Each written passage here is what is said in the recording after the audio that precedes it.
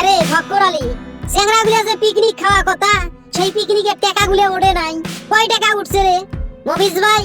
পিকনিকের এইমাত্র টাকা উঠিল ৯,৯৯৬ টাকা, আরো ২,০০০ টাকা কম আছে। তাড়াতাড়ি ওই ২,০০০ টাকা তুলিয়ে সব টাকাগুলো মোর হাতত দিব মফিজ ভাই। এইবার একটা পিকনিকত কঠিন আনন্দ হবে, বুঝছেন? দোলাবাড়ির ধাবরি পাতিয়ে মাইক বাজেয়া ডেক সেট বাজেয়া গ্রামের মানুষের নিন্দ পারা হারাম করে দেবো। সারা রাইতে ডেক সেট বাজাবো।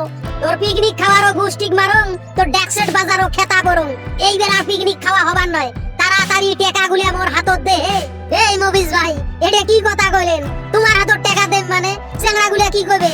টাকা নিয়ে ঢাকা পলাইবেন নাই? ঢাকা চলে যাবেন নাকি ডাইরেক্ট? টাকা নিয়ে টাকা কি মার দিবেন? পিকনিকের টাকা সব। আরে ফক্কর আলী, মোক কি সেই রকম চেংড়া মনে হয় রে টাকা মার দেওয়ার? আরে শালি মন্দির ভাই, এইবার পিকনিকের টাকা দিয়ে কম্বল কিনো, শীতের কম্বল। দেখে সবাইকে কম্বল বিতরণ করব। দেখেন মফিজ ভাই, চেংড়া ব্যাংরা গুলা কি মানবে? এই শীতের জন্য শীতের কম্বল বিতরণ করবেন। কাক কাক শীতের কম্বল দিবেন? কোন গ্রামত দিবেন? গ্রামত মেলা গরিব দুঃখী অসহায় মানুষ আছে, অনেক বুড়িয়া মানুষ আছে, বুড়ি মানুষ আছে। শীততে কাপা কাপি করবেন নাছে, রাইতত কষ্ট করিয়া থাকে। আমার গুলাকে শীতের কম্বল যে কয়খানে হয় ওই কয়খানে দেব। সেটা তো বুঝলু মফিজ ভাই। বুড়িয়া বুড়ি কম্বল বিতরণ করবেন, গরিব মানুষও কম্বল বিতরণ করবেন।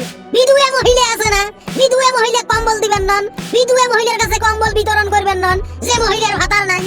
আরে ফক্কর আলী, দুনিয়াতে এত অসহায় মানুষ থাকতে তুই বিধুয়া মহিলার কথা কলু কে রে? আরে যে মহিলা একদম বিধুয়া হইছে, গরিব, দিন আনে দিন খায়, কাইও ভিক্ষা করে, তামার গুলাকো দেমো, তাতে তোর কি হইছে রে? তুই এই কথাটা কলু কে রে? আসলে মফিজ ভাই, বিধুয়া মহিলা গুলাক দেখলে না মোর মনটা হু করিয়া ওঠে। ওই জন্য বিধুয়া মহিলার কথা কলু। আর কার কার নামে দিবেন? খালি তোমারে নাম ফাটাইবেন নাকি যে কালাম অফিসে কম্বল বিতরণ করছে? তুই কি মোক সেই চেংড়া পাইছিস যে যে চেংড়া গুলা পিকনিকের টাকা দিছে? সব চেংড়া গুলার নাম থাকবে। জয় টাকায় হয়, সব টাকা তাড়াতাড়ি আনিয়ে দে, আজকে কম্বল কিনবো। ঠান্ডা কিন্তু পড়ে গেছে, কঠিন ঠান্ডা।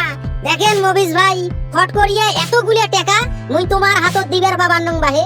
সন্ধ্যা বেলায় সব চেংড়া গুলা নিয়ে বইসো, আলাপ আলোচনা করি, পরামর্শ করি, কাই কি রকম মত দেয়, এই কামটা ভালো হবে না খারাপ হবে, সবাই পরামর্শ নিয়ে এই কামটা করা দরকার। কোন চেংড়া ব্যাংরায় মোর কথা কইলে কিছু কবার নয়। তুই খালি পেস পান্নাছিস। সারা বছরে তো ডেক সেট বাজিয়া মাইক বাজিয়া পিকনিক খাইলাম, এই বছর নাই পিকনিক নাই খাইলাম। এই পিকনিকের টাকা দিয়ে শীতের কম্বল বিতরণ করলাম। আরে তোমরা খালি মুখে দুশ্মন নাইছেন মফিজ ভাই, খালি মুখে দুশ্মন নাইছেন। তোমরা সবাইরে পরামর্শ নেওয়া উচিত। তোমরা তো মুখ দুশ্মন মনে করবেন নাইছেন যে মুই মনে হয় চাং না। আসলে তোমার মতলবে ঠিক নাই। পিকনিকের জয় টাকা হয়, তারপর মেম্বারের কাছে যাবো, চেয়ারম্যানের কাছে যাবো, যায়া তামার গুলা কমো, তামার কাছে কিছু টাকা নেবো, তারপরে কম্বল কিনবে যাবো, তারপরে কম্বল বিতরণ করার জন্য সবাই গুলে যাবো। দেখেন মফিজ ভাই, মোর কেনবা মনে হবার নাইছে তোমরা জনদরদি হয়ে যাবার নাইছেন, সমাজসেবক হয়ে যাবার নাইছেন। সামনের বছর ইলেকশন করবেন নাকি, ভোট দাঁড়াবেন নাকি, নির্বাচন করবেন নাকি? মনটাই কবার নাইছে তোর কমরের বাড়ি হেন একটা গুড়ি গুড়েন, একে গুড়ি বেরেল